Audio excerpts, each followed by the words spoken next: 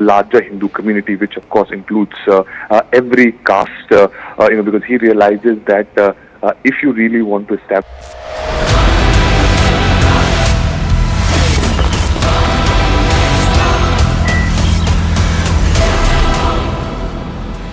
Viewers, be forewarned, be prepared. A massive storm is headed our way, and it is going to blow once again off the streets of this country, especially in the north, viewers. You might remember, you might recall the anti-CAA agitation, the occupation of Shaheen Bagh, the rioting in 2020, not just in the Union capital when a foreign dignitary was visiting, but across North India in most of the cities. You will remember, viewers, in the midst of COVID, the chaos. You will remember the lockdowns, economic lockdowns. You will remember the tension that gripped this country, a civil war-like situation. Well, viewers, that situation is upon us again. And I will show you proof of that by pointing you to the center of your screens. A massive nationwide stir has been launched against the proposed Waqf Amendment Bill to be introduced on April 1st. That's right, viewers. Next week, right after Eid celebrations, the government will introduce the long debated, the long discussed Waqf Amendment Bill. Now this debate, viewers, is not going to go into the fine print of the Waqf Bill. We are not going to look at whether it is the best for the country or the worst for the country, or whether it should be there or shouldn't be there. That has all been settled because we have had the widest consultation on the letter and spirit of this legislation. This is not like the 3 farm laws. So don't let people come out and say, oh, this matter hasn't been discussed, the stakeholders haven't been taken into confidence, this, that, the other. Viewers, it's all been done. And it's been done over a period of months. It has been most transparent. All the stakeholders have been invited. Each one of them, whether they have been supporters or dissenters, their views have been noted with consideration. And after that, the architecture of this bill has been put together. But viewers, so craven is politics in our country. So opportunities it has become that today, viewers, mainstream political parties are willing to put Sharia over the will of the people as expressed through the Sansad. Viewers, the protest that you are seeing in the middle of your screens is being led by the All India Muslim Personal Law Board, or the AIMPLB. But shockingly, this stir has got a helping hand from mainstream political parties like the Congress and the Rashtriya Janata Dal. In fact, viewers, you would think they are the ones who are leading this stir. From the visuals that I am showing you, their leaders of these political parties have joined hands with the AIMPLB to call upon Muslims to resist the bill, even if it means plunging the country into a civil war. Listen, viewers, to what some of these opposition politicians are saying, and these are not your run-of-the-mill junior cadre of any political party. They sit at the apex, viewers, at the apex of our political system. Listen in, viewers, listen in. अगर एक होकर के हम लोग लड़े तो इंशाअल्लाह हम लोगों की जीत तय है। ये तलवार उठी है भारत के हिंदू, मुस्लिम, सिख, ईसाई के समरसता वाले माहौल पर भी। अगर ये काला कानून पास हो गया तो पूरे मुल्क में खाना जंगी होगी। और वक्फ की जो ये जायदाद है, प्रॉपर्टी है, किसी और की नहीं है, मुसलमानों के पूर्वजों की ये संपत्ति है। और उस पर भी अगर मोदी जी डाका डालना चाहते हैं, इसका मतलब ये है कि हमें जीने भी नहीं देना चाहते हैं वो इज्जत से, और मरने के बाद हमें कब्रिस्तानों में दफन होने भी नहीं देना चाहते हैं।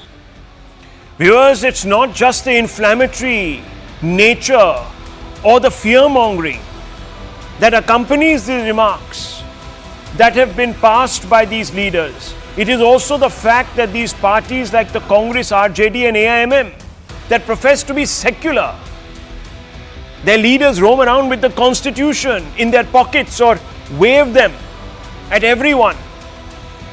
They swear by the constitution, they say.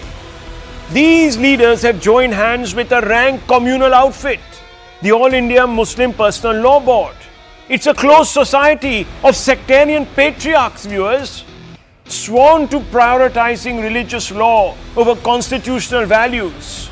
The AIMPLB defends medieval practices that reduce the agency of women, like polygamy. Can you believe it? Triple talaq, nikah halala.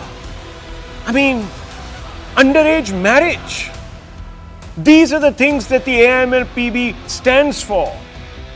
It also believes it can police how Muslim women must present themselves to the world, urging them to wear a hijab and dress modestly and so on and so forth. Worse, the AIMPLB supports the criminalization of homosexuality and any attempt at breaking away from its strict interpretation of Sunni-centric Islam. Thus, it sidelines as heretics, Ahmadiyas, and progressive Muslims.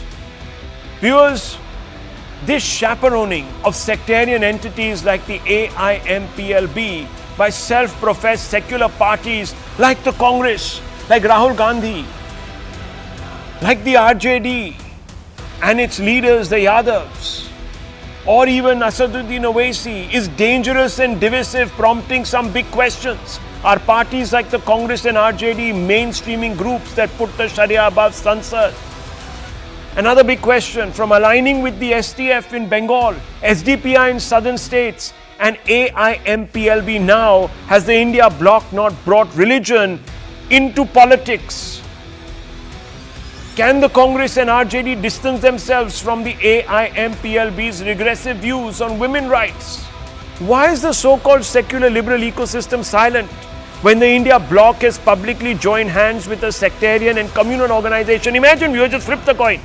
The BJP standing there with some Luddites from the Hindu fringes and supporting some obscurantist cause. They would have been hell to pay, viewers, from the Washington Post to the New York Times to all our great platforms for socio-liberalism. All have been penning edits about how secularism is dead in this country, but not a squeak from them, viewers, not a squeak.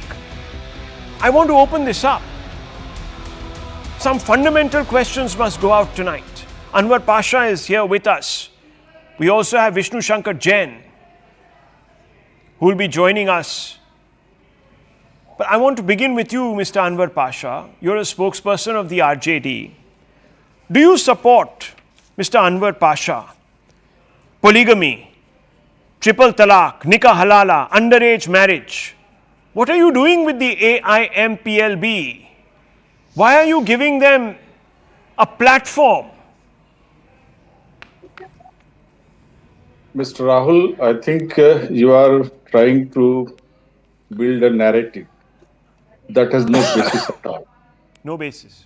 Nobody follows halala. Nobody follows this triple talaq in one go. There is provision of triple talaq, but with certain, time frame. One has to pronounce first, some 2-3 months. After that, if there is the reconciliation, then they have to again pronounce it if there is no, compromise between the husband and wife. These are the issues. I think don't bring these issues in discussion. The main issue today is the Waqf Bill, the Waqf Amendment Bill. And the government is trying to take away the lands of Muslims, which are donated by Muslims, for the welfare, for the mosque, for the madrasas, for the graveyard, and for hospitals and other welfare schemes. So government is trying to take away whatever is there. Mr. Pasha. The Muslims. Mr. Pasha. Mr. Pasha. Are the most poorest section of the society. Can I ask you a follow-up question? The government is trying you said I'm being, no, you are saying that I'm building a baseless narrative. Is our right. I understand. Is our I'm right. not denying that. Please go out and protest on your own steam. Why are you joining in with AIMPLB? I'm asking you, Mr. Pasha, you've accused me of building a false narrative. Let me ask you. Let me ask you. Whosoever. Let me ask you. Let me ask you. Do you support the decision by the Supreme Court to decriminalize homosexuality? Yes or no? Yeah, I support it. You support I it. support it. Point number 2. Do you support polygamy under Indian law? You just give the data. What is the data? I'm asking you, don't talk about the data with me. Even one case of polygamy is too many. I'm asking you, Mr. Anwar Pasha, do you support polygamy? More than the Muslims. Do you support polygamy? Yes. Do you support it? Do you support polygamy? I'm asking you, do you support polygamy? Did you vote alongside the bill that outlawed triple talaq? Yes or no? Did the RJD? But I do not support the law which says that the Muslim should not have the right to give talaq. The right is there. Sir, I'm asking you, did you vote alongside the triple talaq amendment? Yes or no? Did the RJD viewers? It did not support. It did not support. Let me bring you out. No, hang on. 1 second. You don't understand. Do you now? Second question. 3 times talaq pronounced in one breath. Sir, I'm giving you a lot of time on this show. You do not support that. I'm giving you a lot of time on this show. Pronounced in one breath. I am giving you a lot of time on this show. I'm giving you a lot of time on this show. Then why did the RJD not support? Why did the RJD not support the amendment that was brought to make triple talaq illegal? Yeah, the government whatever government has brought, it has no meaning at all. Oh, nobody pronounced triple talaq. Right. Okay, so Mr. Pasha, let me ask you a question. Let me ask you a question. Does the AIMPLB, not a true Muslim pronounces the triple talaq at all? 1 second, Mr. Pasha. Tell me something. Triple talaq. Tell me something. The Sharia law. Tell me something. Not in one. Sir, I don't want your lecture on Sharia law. I'm not making this about religious. I'm asking you a simple question. In one breathing. Mr. Pasha, look, you can scream over me, you can shout over me, you can choose to answer my question or you can block my question, but I'm asking you, sir, I'm not wanting to get into a war of words with you. Sir, I am not getting into a word. Constitution mein hai. Indian law mein hai. Indian law gives the right to talaq, right to divorce to the citizen of the country, husband and wife. Both have today the right the RJD national spokesperson is proving the point I was making. By the Indian law. Proving the point I am making. He is actually helping my cause. He is exposing himself on national TV. I asked him 3 questions. Did you support this bill on triple talaq? Did the RJD? He said it doesn't matter because it's a non-issue. Yeah, it's a non-issue. It's a non-issue. It is not practiced. Did he support? Does he support the fact? By the Muslims. 1 second. Does he support? Let me finish, sir. Please let me finish. You can railroad me. You can step over me. You can call me names, but I will not stop asking the questions. You have the right to do all these things. Let me ask you, sir. Does the AIMPLB defend polygamy? Yes or no? What is the issue today? I'm asking you, does it? Yes or no? What is the issue today? I'll tell you what the issue is. Do you answer my question? All India Muslim Personal Board is issue. Viewers, 1 minute. Or the it is an issue. It is the biggest issue. I'll tell you why it's the biggest issue. You're asking me, I'll tell you. Because viewers, in this country we swear, in this country we swear by constitutionality. Mr. Pasha, please, I don't want to bandy words with you. I don't want to band words with you. They have every right, of course they have every right, but you can choose. Okay, Mr. Pasha, Mr. Pasha, okay, I'm going to lower your fade. I'm counting to 3. 1, 2, 3. Now, viewers, look. There are organizations like the Karni Sena and so forth. They have a right to protest in this country. But viewers, political parties also have a right to apply their minds to say whether they actually want to imbue themselves, join those protests. There are hundreds of kooky organizations. If there is attack, I'm not talking to you, Mr. Pasha. Lowest fader. 1, 2, 3 down. That's it. I'm sorry.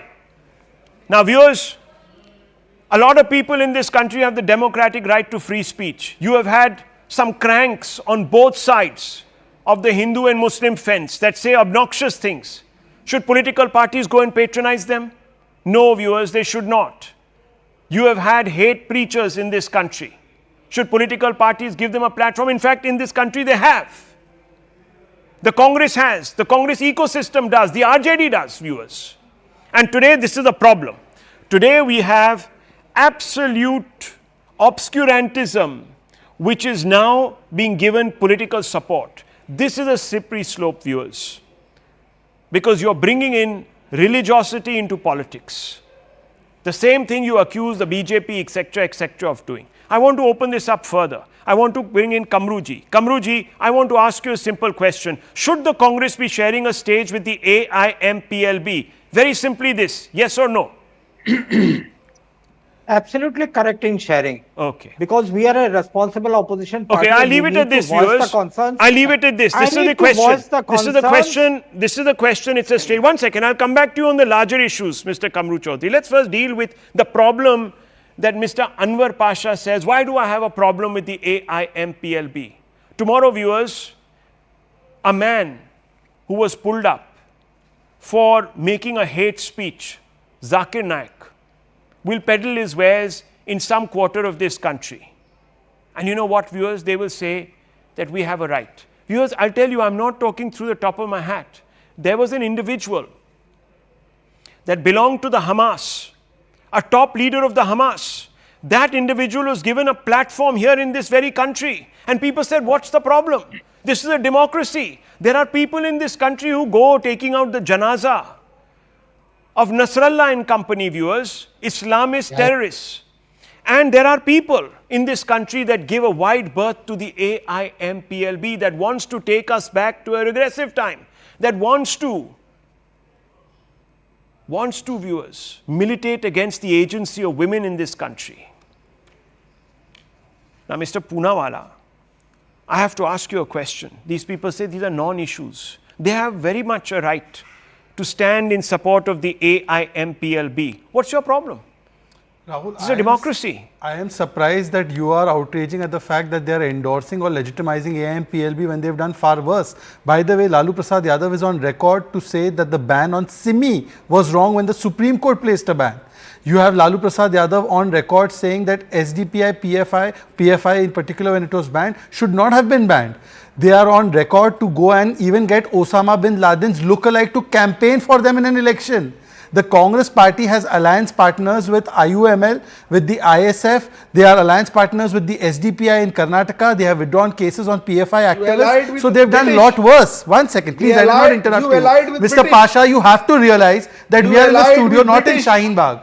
We are not in Shaheen Bagh that you can scream over me. You cannot scream over me. No, this is not the way. Mr. Pasha, I'll have to lower your fader. This is not right, please. I'll give you your opportunity. You can rebut Mr. Shahzad Poonawalla anytime you want. But let him finish his point. He never interrupted you. He never interrupted me asking you questions. And he never interrupted you answering those questions. The problem with Mr. Pasha and his ilk is that theologically or ideologically they are opposed to hearing another voice. Therefore, they can't stand another voice in counter. And that's the reason let's not make generalizations like this. It is my way or the highway. If I'm wrong, if I'm wrong. 1 second, Mr. Pasha, please don't interfere. Please, I will have to lower your fader. Please don't do this. Let me just test it. Okay. Let me just test it. If I'm wrong, Mr. Pasha should say that Ramji is also Bhagwan for him. Will he say it? No, he won't say it. He's ideologically against it. No, that's not the point. The point is not Pasha. The point is what we are seeing here. 1 second, please don't interrupt, sir. Rahul ji. Please don't Mr. interrupt. Pasha, please allow him to finish. Let him make his point. You can respond. I promise you I'll give you the time, but you cannot interrupt this debate like this. Please.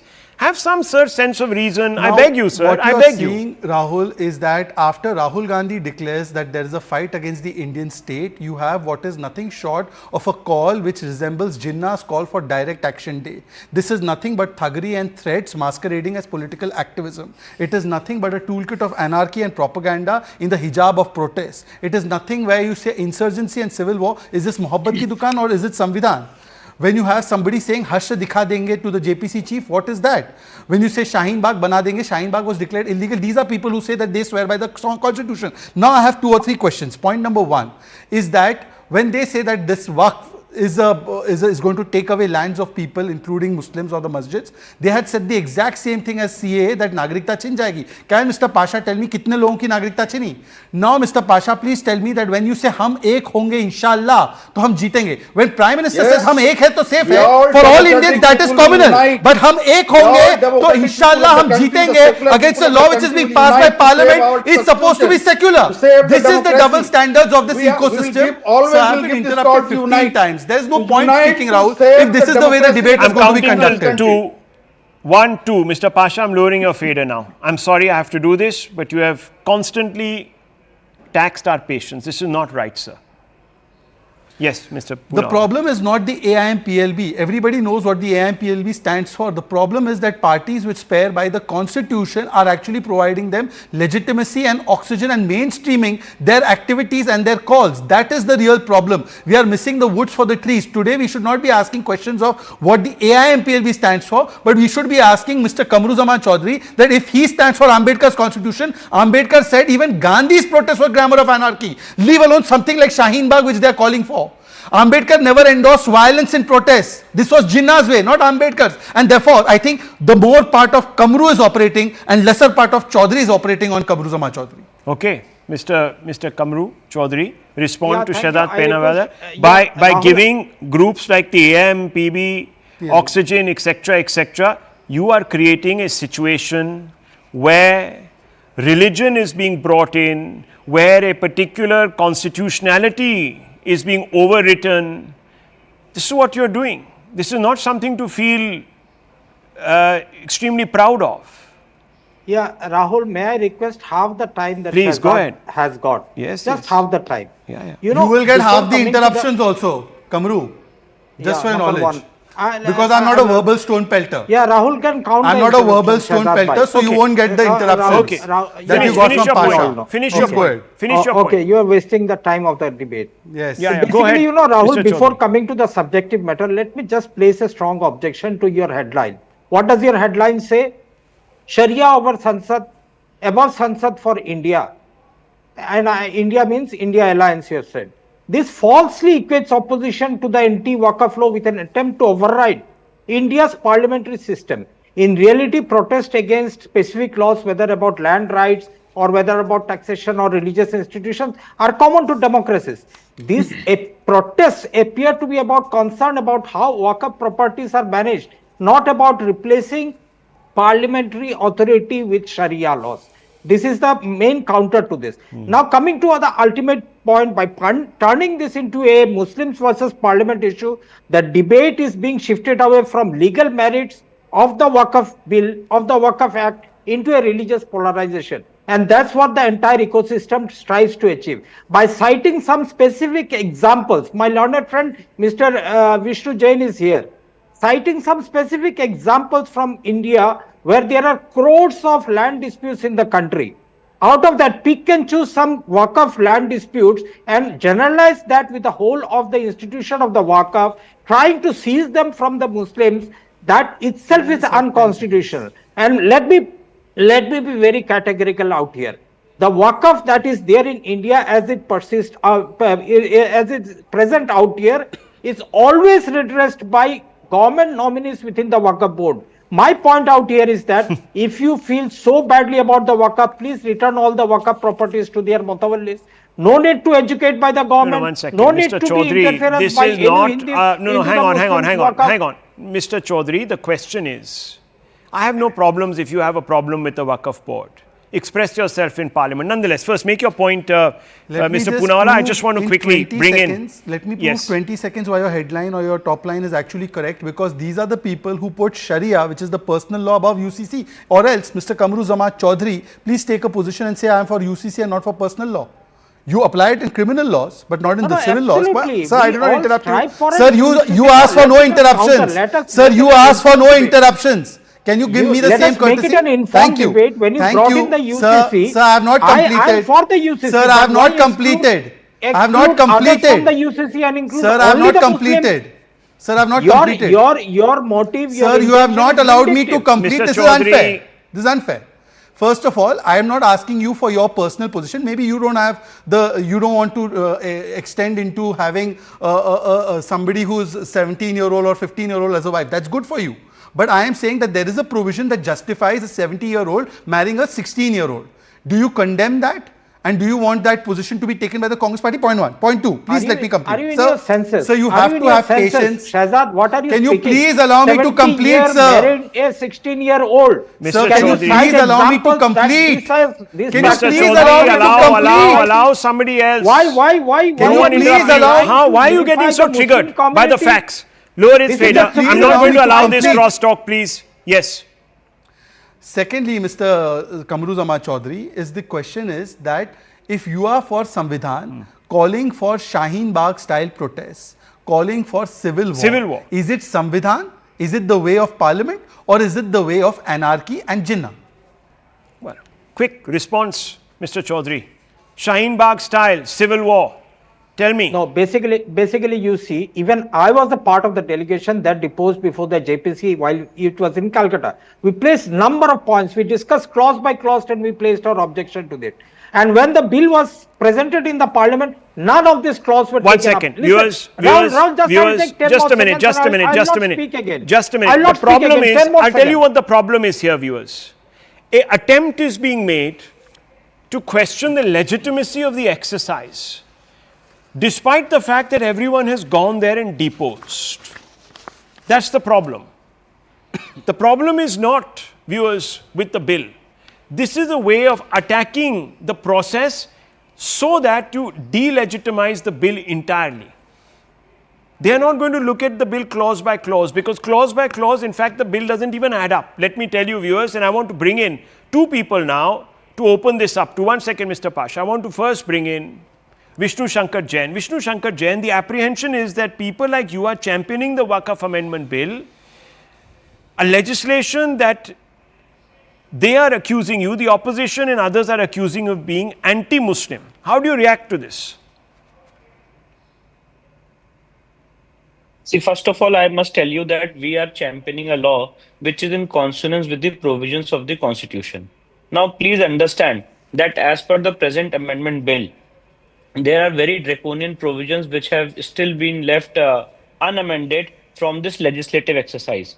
For example, that the word which is used under section 6, which is person aggrieved, it has very wide ramifications as per the judgments of the Supreme Court. And the initial law was of person interested, which was amended by the Congress government in 2013 to overcome two judgments of the Honorable Supreme Court. So person aggrieved, which is a very vast power which is given to the Waqf board under section 6, has to be amended to person interested, which has not been done in this legislative exercise. Section 8, Rahul, which says that the money of this survey will be borne by the expenses of from the state exchequer, which is in direct contravention to Article 27, where the mandate of the Constitution is that the state government will not promote any religion from taxpayers' money, has also not been amended. Then apart from that, Rahul, the most shocking section is section 28, wherein it has been directed to the district administration to abide by the orders of the Waqf board. That also has been unamended. So we are championing a law which is in consonance with the provisions of the Constitution, and every law has to follow the provisions of the Constitution is the mandate. So therefore, there is no question of any Hindu or Muslim divide. The question is to follow the constitutional morality. The question is to follow the principles of equality. The question is to follow the principles of right to religion. The question is to follow the mandate of Article 27 of the Constitution of India. What you seem to be suggesting is that this bill is actually not going far enough. So far from being an assault on Muslim rights, it is actually continuing to give allowances to one community. But that apart, I want to bring in Dr. Ranganath. I'm really sorry, Dr. Ranganathan, I've had to keep you waiting, because sometimes the situation even overwhelms me. I'm shocked tonight at the apologists sitting across from me who are very happy in sharing the stage with communal organizations such as the AIMPLB. And I have to ask you, why is the so-called secular liberal ecosystem silent when the India bloc has publicly joined hands with a sectarian and communal organization? What's going on here? I'll explain that, Rahul, but I request that the first 20 seconds not be taken from the allotted time that you have given me, because I'm just shocked here. Good evening to my fellow panelists, by the way, that in the time of Ramzan, you have Professor Pasha lying so blatantly. One is not supposed to do that. He says there is no such thing as nikah halala. Does he even know who Miss Sabina Begum is? She is the one who approached the Supreme Court asking nikah halala to be struck off, saying that section 2 of the Muslim personal law Sharia application is one that is blatantly allowing nikah halala. Supreme Court has set up a constitutional bench to look into this matter. It's been 6 years. What is he talking about? It is rife. So please, let's get the facts right. Now, let me come to this. You know, the supreme irony is that the Muslims are up in arms saying that, oh, we are being discriminated against and all hell is going to break loose. This entire imbroglio is testing severely the patience of 1 billion Hindus. Rahul, just like you, I get a terrible sense of deja vu.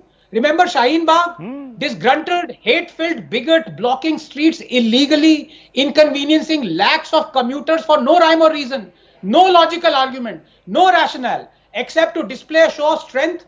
तेरा मेरा रिश्ता क्या, ला इला इल्लल्लाह, हिंदुओं से आजादी, काफिरों से आजादी, हम लेके रहेंगे जिन्ना वाली आजादी, हिंदुत्व की कबर खुदेगी, शहादा replacing the Ashok Chakra, children wanting to kill Modi and Shah. If, as these pro-Waqf Islamists are threatening a repeat of Shaheen Bagh, I am telling you, I am not going to blame them. I will instead blame Prime Minister Modi and Shah. They failed the first time. And if they fail this time round too, then let us just accept that we are a weak state that capitulates every time in the face of street veto. And for what, Rahul? For a blatant, discriminatory, predatory, supremacist act that has relentlessly usurped 6 lakh acres of land in the last 10 years. To be honest with you, it isn't the RJD or SP or AIMIM or Congress's fault. They want Muslims to vote for them. So they will work for Muslim interests. The issue is the BJP. It wants Hindus to vote for them. So why don't they work for Hindu interests? Why don't they act on what I have been crying hoarse for years, that unjust, discriminatory, draconian acts are not amended. They are abrogated. Do not amend the Waqf Act that has usurped lakhs of acres of government, Hindu and temple land, abrogated, but to no avail. I think one has to be reconciled with the fact, Rahul, that this government will not abrogate the Waqf Act. At best, and that too, after a prolonged CAA-like struggle, the amended Waqf Act might come into force and acceptance. But an amended Waqf Act is only slightly less draconian than its parent act. So I am resigned to this discrimination continuing. Therefore, this is important, Rahul. The only other logical recourse is for me to ask, demand such a discriminatory and draconian act being promulgated for Hindus as well, in the form of a Sanatan Act. The exact clause for clause replica of the Waqf Act. Look, I have nothing against the Waqf Board. Absolutely nothing. Why should anyone?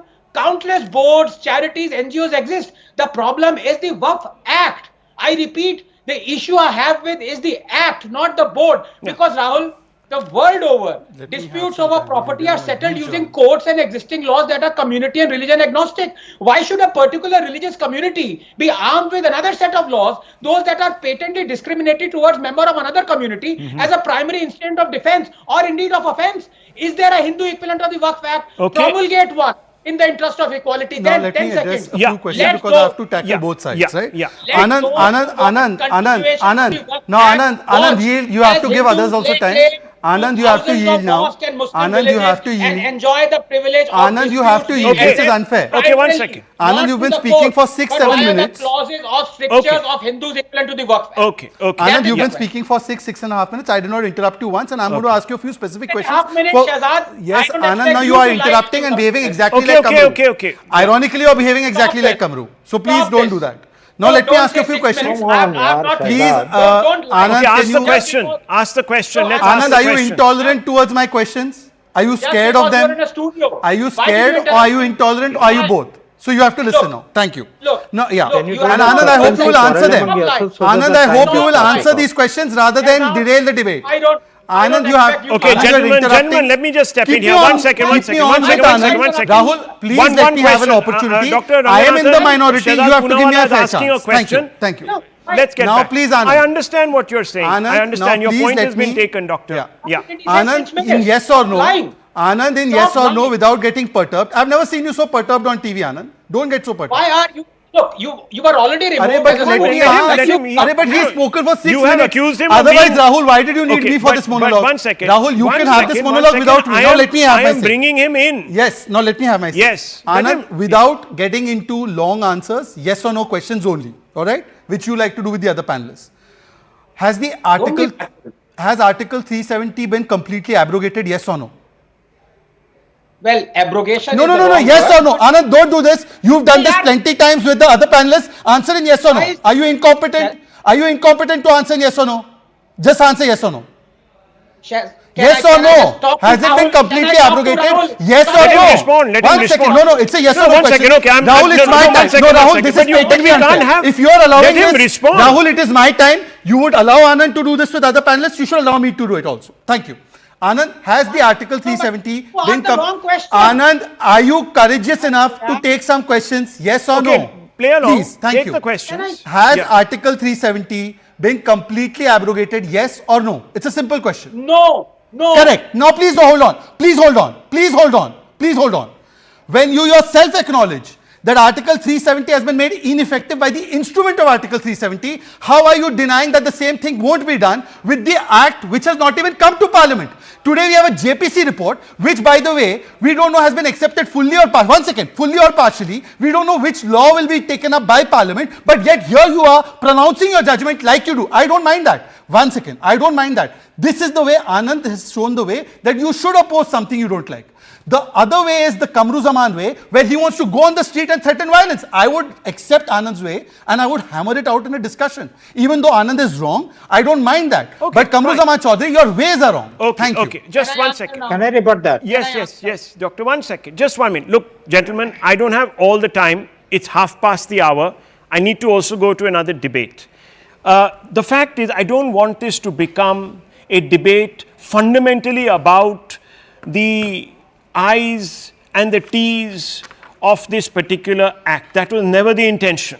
Despite all your enthusiasm for going into the letter and the spirit of this particular law. No, viewers, this is not about that. This is a different point of inflection and a point that Dr. Ranganathan did bring up in the beginning, which is, viewers, he sees a deja vu and a dangerous one. At least, viewers, in the Shaheen Bagh initial stages, the opposition had at least decided to keep a distance. Here, viewers, the obscurantists have been absolutely mainstreamed. This is where I am worried. This is what is worrying me, because God alone knows what hell will break loose post the 1st of April. Be prepared, viewers. I need to move on. And Doctor, I'm sorry, but I just need to move on. I'm terribly sorry about this, but I didn't really want to get into the letter and spirit of the Waqf Act. I now want to move on to another subject, which is very, very important, viewers. It's close to a lot of people's hearts. And Yogi Adityanath has sparked a debate across the nation by talking about the need to reclaim India's ancient civilizational identity. In an interview, Yogi Adityanath has hinted that he intends to expose the dominant so-called secular liberal ecosystem that whitewashed the genocidal barbarism of Islamic settler colonialists who almost snuffed out Sanatan Dharma by attacking its holy and cultural centers. Yogi said the only way to reclaim the identity of Bharat was by literally excavating the proof in the shape of buried and desecrated temples and other Hindu places of worship in towns like Sambhal, Kashi and Mathura.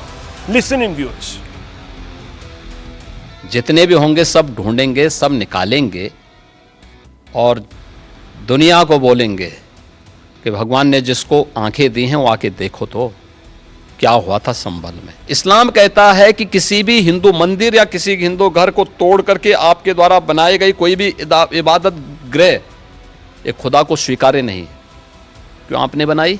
ये सनातन हिंदू धर्म के जो महत्वपूर्ण स्थल हैं उन सभी स्थलों को हमारी विरासत के प्रतीक हैं। Opposition leaders were quick to challenge Adityanath's claims. The Congress accused Yogi Adityanath of only doing Hindu-Muslim to polarize the state and consolidate Hindu voters. Ajay Kumar Lallu of the Congress party, who was once their party president in Uttar Pradesh, says, and I quote, Yogi Adityanath has no other agenda except Hindu-Muslim to talk about. They should show at least one development work done by them in the state. As per NCRB data, UP is #1 in crimes, particularly crimes against women. There is also the issue of unemployment, unquote. The BJP has slammed the Congress for lending a communal color to an exercise in setting the historical record straight.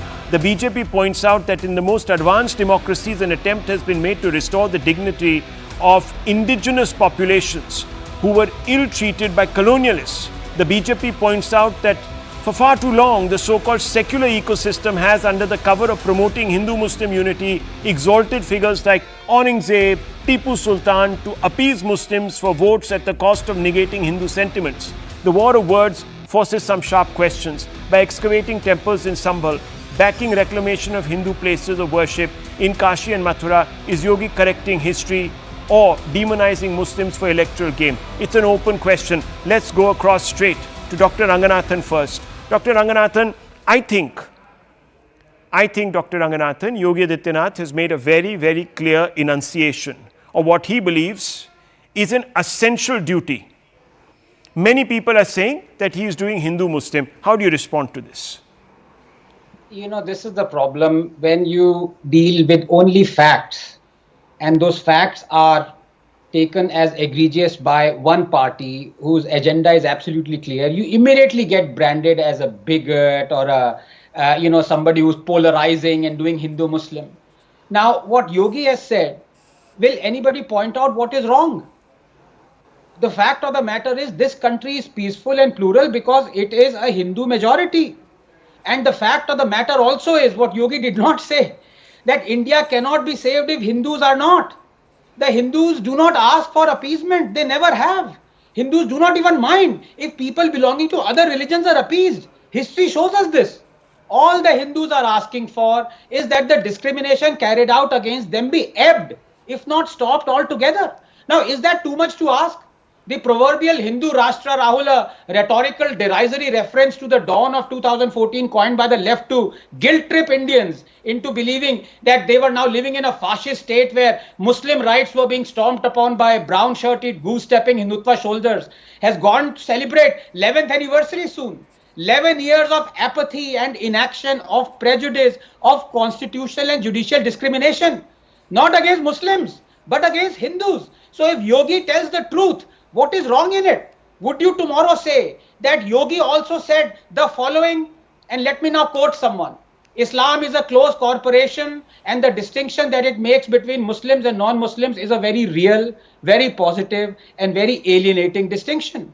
The brotherhood of Islam is not the universal brotherhood of man. It is brotherhood of Muslims for Muslims only. There is fraternity, but its benefit is confined to those within that corporation. For those who are outside the corporation, there is nothing but contempt and enmity. The second defect of Islam is that it is a system of social self-government and is incompatible with local self-government because the allegiance of a Muslim does not rest on his domicile in the country which is his, but on the faith to which he belongs. In other words, Islam can never allow a true Muslim to adopt India as his motherland and regard a Hindu as his kith and kin, unquote.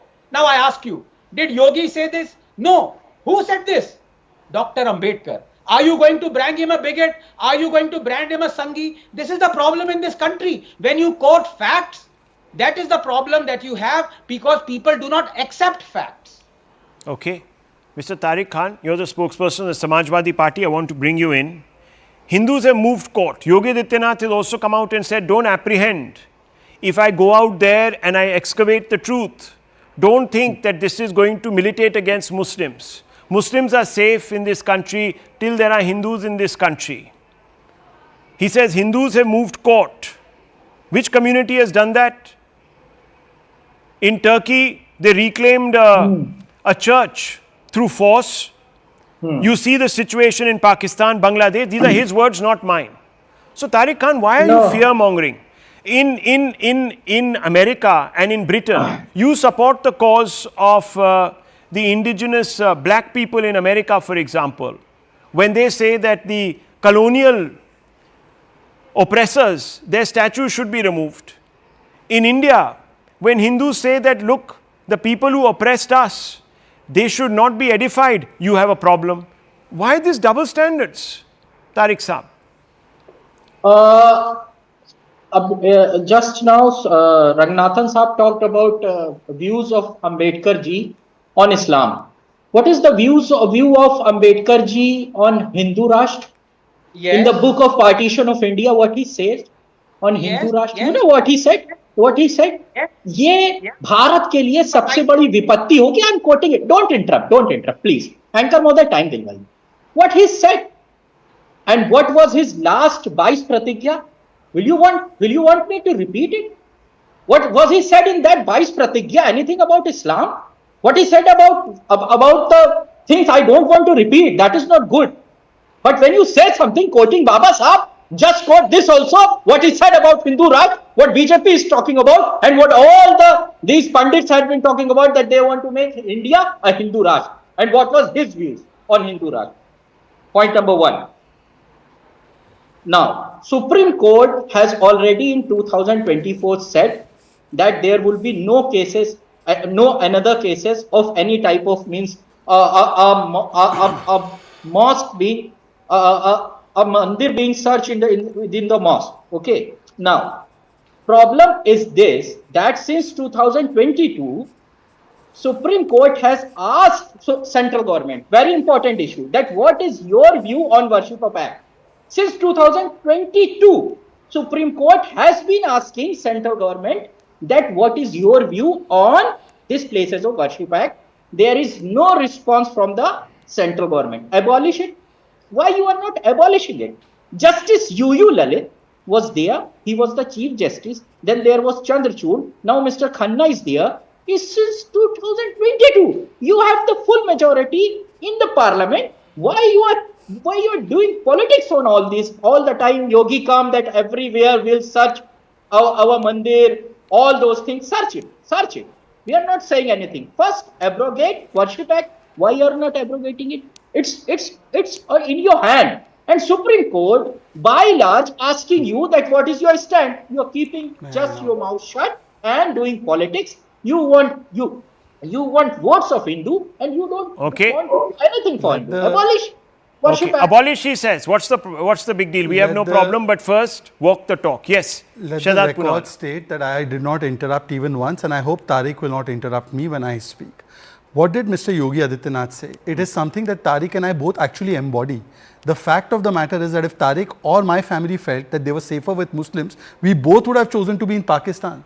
We actually believe what Yogi ji said, that we are one Muslim family is safer amongst 100 Hindu families, or else we wouldn't be here. So I don't know why, just because Yogi Adityanath happens to wear saffron, we are abusing him for a decision that our grandfathers took, by the way. Point number one. Point number two, history and even theology dictates and shows that the fact of the matter is that the Hindu kings never invaded anybody.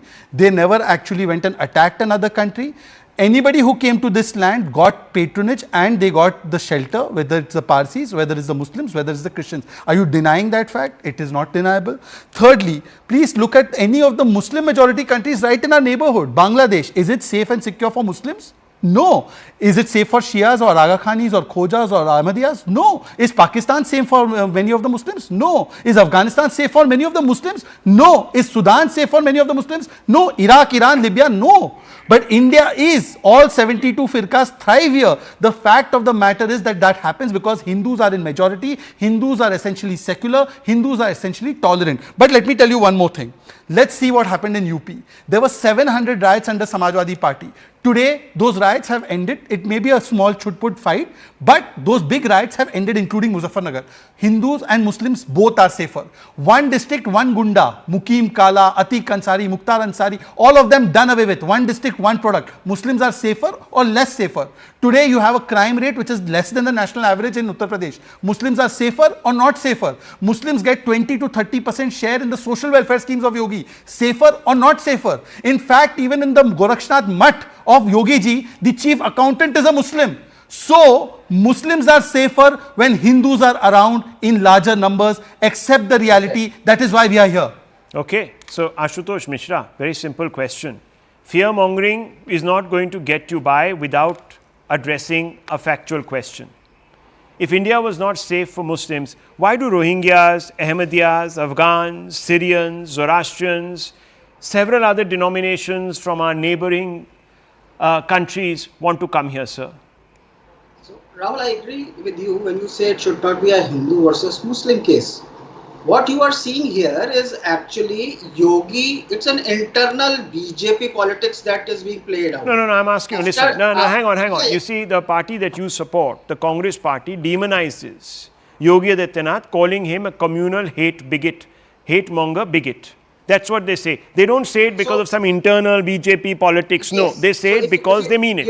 They think that he as a Hindu is a supremacist. He believes in Hindu Rashtra. He walks around with people who believe in Hindu Rashtra and wants to bring a Hindu Rashtra and make this country, like Shashi Tharoor says, into a Muslim into a Hindu Pakistan. I want you to answer. Is Tharoor right? Is the Congress party right? You wouldn't have had to ask this question if you had let me complete my statement. Right now, what has happened is that Yogi Adityanath understands that the Hindu Hriday Samrat, that was Modi, has lost his support amongst Hindus. We saw that in 2024 elections when he was cut down to 240 seats, when they lost in around Ayodhya. So now he's actually trying to tell his Hindutva brigade that, look, I am the only guy who can save Hindus. Listen to me. There is when it comes to being I'm better than Modi. I will do what he hasn't. That's his target audience. What you talk about Muslims being is here, I disagree with what Shehzad was saying. Muslims played an important role in the freedom struggle of India. Muslims who stayed in India were secular by nature. They supported Gandhi. They didn't support Jinnah. That's why they didn't go to Pakistan. So please don't demean your grandfathers. He's saying exactly what you are saying, and he's saying but that's a let me virtue. give him an example. Give an example. Mr. Mishra. Just one second, Shehzad, let me complete it. What he's trying to say is they stayed back because they wanted to stay with Hindus. What I am saying is they stayed back because this was their country. They didn't do it out of fear. It was as much their country as it was. There are two small things. First, if the Hindus are so dangerous, I don't know where the Hindus are there in Iraq, Iran, Sudan, etc. But if the Hindus are indeed so dangerous to live with for the Muslims, why you wanted to make the CAA amendment that Muslims of these Afghanistan, Pakistan, Bangladesh should come here? Point number 2, let me tell you about Perambadur in Tamil Nadu. The moment the demography changes there, suddenly the Hindus who are in the minority are stopped from celebrating their religious festivals. They have to go to High Court, and the High Court then says that it's a blot on secularism that something like this happens. Now I want to tell you that this is the mindset. The moment the demography changes, secularism and democracy go out of the window, and therefore, Mr. Mishra, please smell the coffee. And just 10 more seconds. In the first debate, I was extremely rude to Anand Ranganathan, so I want to apologize to him. Okay. Don't be ridiculous. You are my brother. No, but I was rude and therefore I'm sorry. Okay, Doctor. Not at all, Shehzad. You will always remain my elder brother. Will you let me reply to that? Doctor, yes, you wanted to respond to Mr. Khan. I just wanted to say, you see, Tariq Bhai is here. We know each other off and on the screen. He is my brother. Shehzad is my brother. The problem is not that the Muslims of this country or any other country behave differently from any other community. Please get this straight. I have absolutely nothing. Why should I have a problem with Tariq Bhai? Why should he have a problem with me? The problem is that there is a text that with the click of a finger can be asked and demanded to be followed. That is the issue. And that is the problem in this country. As long as we are going to be blinded and not accept that as a reality, I'm afraid we can brush over everything and put everything under the carpet. Well, very quickly, Tariq Khan Saab, I think you need to be questioned very, very specifically on the charge that you are making, that UP and India has become this communal hellhole. On what basis are you making this charge? CM himself saying all these things. Yes, we'll search temples beneath mosque. Okay, and what he says is very controversial. Only Muslims are safe when only Hindus will be safe. Suppose Hindus being attacked by some other community, Hindus being attacked by Sikhs or Christians, they'll attack Muslims. Okay, so what he's saying is very controversial. If Hindus are safe, then only the Muslim will be safe. Can I ask you one question for 5 seconds? Yeah, please. 5 seconds. Question coming to you. 5 seconds. Mr. Shehzad Bhai is asking you a question. By the way, the RSS. Shehzad Bhai is asking you a question. The RSS. Bhai to Bhai. Bilateralism. Well, RSS chief has already said about going for searching for mandirs in mosques. But I am saying that you make an announcement that every mandir should not be claimed as a Waqf property. 1500-year-old property is being claimed as Waqf. Mahakum land is being claimed as Waqf. Now you tell me when Akhilesh will make the statement that every property should not be declared Waqf. That claims are not by the Waqf board. Okay, and if you're talking about Tamil Nadu, there was some patches being claimed And all the claims are not by Waqf Board. Only the claim of Taj and in Tamil Nadu by the Waqf Board. Rest of the claims are by individual people. Okay, 30 seconds more.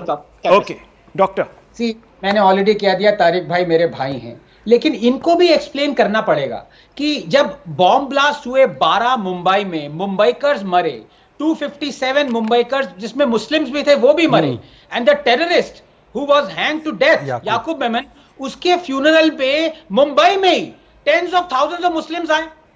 Tariq भाई ये ठीक है क्या? This you have to answer. नहीं ठीक है, नहीं ठीक है। We are not supporting. We are not supporting. Okay. You support Aurangzeb, not APJ Abdul Kalam. Okay, one second. Doctor and Shahzad, since you have built a rapport once again, I'm inviting you for an important debate, and please honor it. We'll air it tomorrow in the second half of this show. Is the Waqf Bill going far enough? That will be debated between Dr. Ranganathan and Shahzad Poonawalla tomorrow, viewers. We're going to have a special, and it's going to be interesting. Sure. I'm wrapping out of this show, viewers, with a message. Bharat's growth story is being driven by leaders transforming policy into real progress, and you can hear directly from them at News 18 Rising Bharat Summit 2025 on April 8th and 9th at Bharat Mandapam, New Delhi. Get your tickets today for the summit that defines what next for Bharat. Stay tuned for the Vantage.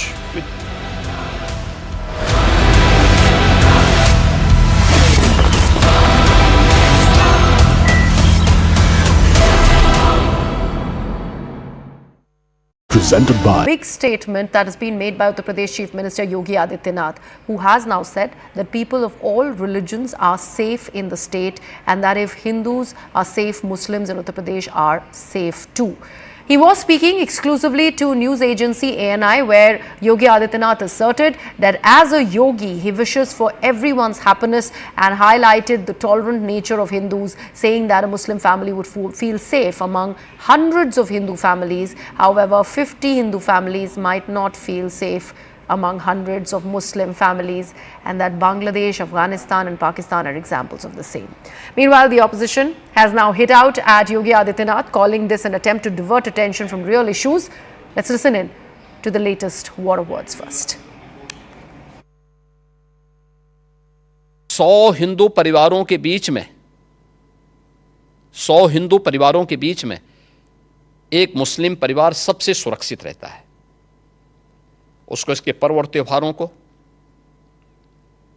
उसको अपने सभी मजहबी कर्मों को करने के लिए, या जिस मत और मजहब या संप्रदाय या सेक्ट का अनुयायी होगा, उसको उस परंपरा के अनुसार अपने सारे धार्मिक मान्यताओं या उपासना विधि को पूरी स्वतंत्रता होती है। लेकिन मैं कहता हूं 100 परिवारों के बीच में, एक हिंदू की बात तो दूर करिए, 100 मुस्लिम परिवारों के बीच में 50 हिंदू सुरक्षित रह सकता है क्या? नहीं रह सकता। अब बांग्लादेश आपके सामने उदाहरण है, इससे पहले पाकिस्तान उदाहरण था, अफगानिस्तान में क्या हुआ था।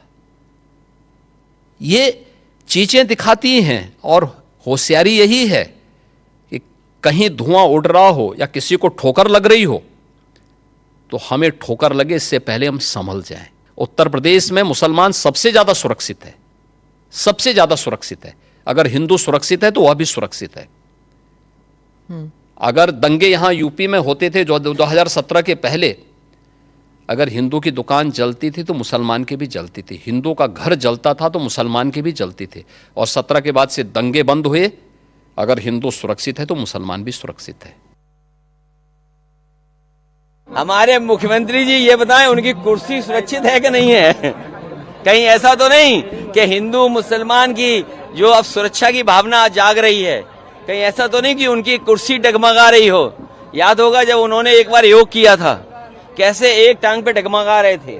कहीं ऐसा तो नहीं कि उनकी कुर्सी डगमगा रही हो, इसलिए वो कह रहे हो कि हमारे सब भाईचारा बहुत अच्छा है। प्रदेश में हिंदू सुरक्षित है तभी मुस्लिम भी सुरक्षित रहेंगे? नहीं, देखो, हिंदू भी सुरक्षित रहे और मुस्लिम भी सुरक्षित रहे, सभी भारतीय नागरिक सुरक्षित रहे, ये सरकार की प्राथमिकताओं में से है। और मोदी जी का सबका साथ, सबका विकास, सबके लिए प्रयास और सबका विश्वास का जो अभियान है वो इसी संदर्भ में है भी। और मैं समझता हूँ इसी उद्घोष का उन्होंने अपने शब्दों में इसका प्रयोग किया है। ये बात सही है कि देश में बहुसंख्यक और अल्पसंख्यक, किसी भी देश में ये विरासत होते हैं और इनकी एक दूसरे के प्रति समझदारी ये आवश्यकता होती है। और ये बात सही है कि अगर हिंदू सुरक्षित है तो जाहिर सी बात है कि मुस्लिम भी सुरक्षित रहेगा, और मुस्लिम सुरक्षित है तो हिंदू भी खुश रहेगा। इसमें गलत बात कौन सी है? ऐसा है कि ये खाली ध्यान भटकाने वाली ही बात करेंगे, क्योंकि ये आज भी नहीं बता पाएंगे कि जितने इन्होंने MOU साइन किए थे वो कितने धरातल पे उतरे हैं। अगर आप इनके मॉडल को देख लेंगे इंफ्रास्ट्रक्चर डेवलपमेंट के लिए तो सब इस पे हंसी उड़ाएंगे कि किस तरह का ये डेवलपमेंट मॉडल है, जहां लाखों करोड़ रुपए के MOU साइन होते हैं और धरातल पर नहीं उतरते हैं। और ये खाली